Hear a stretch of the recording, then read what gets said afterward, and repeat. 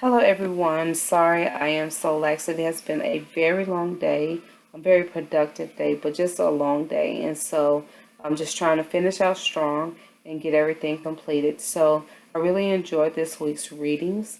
I more so even I even more so enjoyed the second half of that working on SA2 because for me it just confirmed my thoughts, what I was reading when I was working on SA1, how um, when I want to say his name right, Herman, and his groups and the people that was working together to form this American-based influenced theater.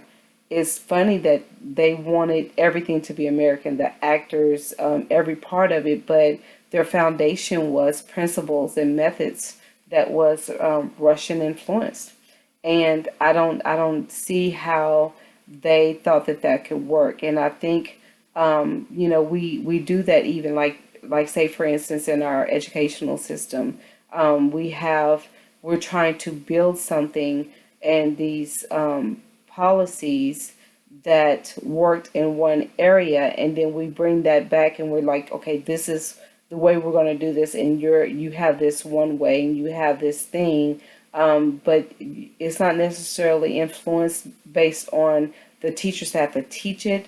It's not necessarily based on um, the people right there in that community. And I think it's okay for us to have things that influence us and that we can bring some of those principles in. But I think where we go wrong is that when we base everything that this is the way we're going to do because it worked over here, because, it was the best way and they had a lot of success over here. This is exactly how we're going to do it. We're going to duplicate that to the T. And that's not always best practice.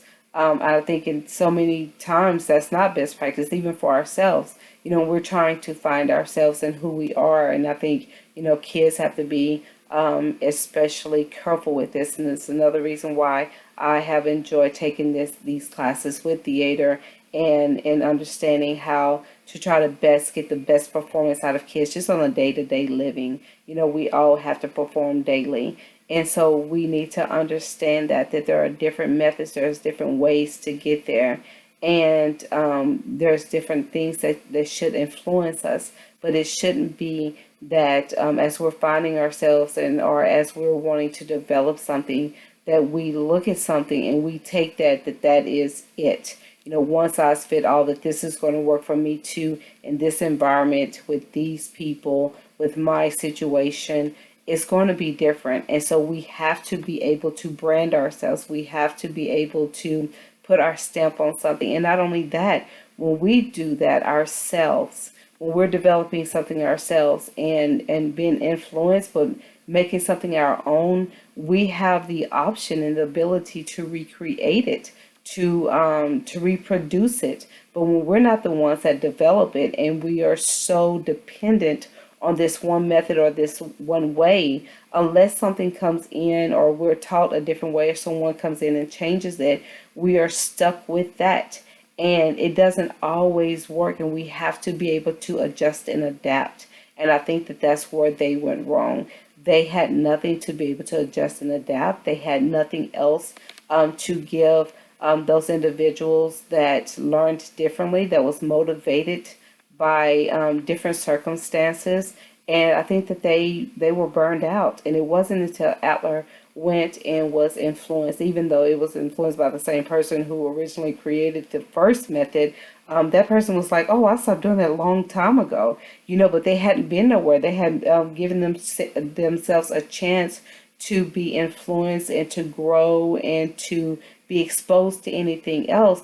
They were just stuck with that one thing and that one idea that we want to develop this American thing, and but how we're going to do this, and they had a success somewhere else, and so we're going to get this and we're going to do it just like this. And I think they were just burned out. And poor, I can't think of his name, starts with an S.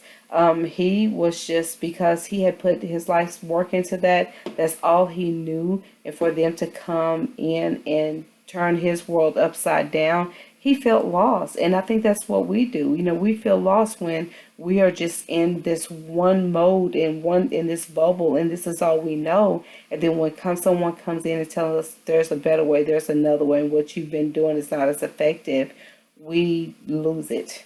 And so I think we have to all be careful on that, because it can only last for so long when that happens. So I hope this resonated with someone. I hope that you agree. Maybe you don't, but this is what I got out of the readings. I really enjoyed it. I hope you guys are being safe and enjoying the class as well and getting as much out of it as I am. And so can't wait to see what next week bring. So stay safe, and I will see you on the next go round. Peace.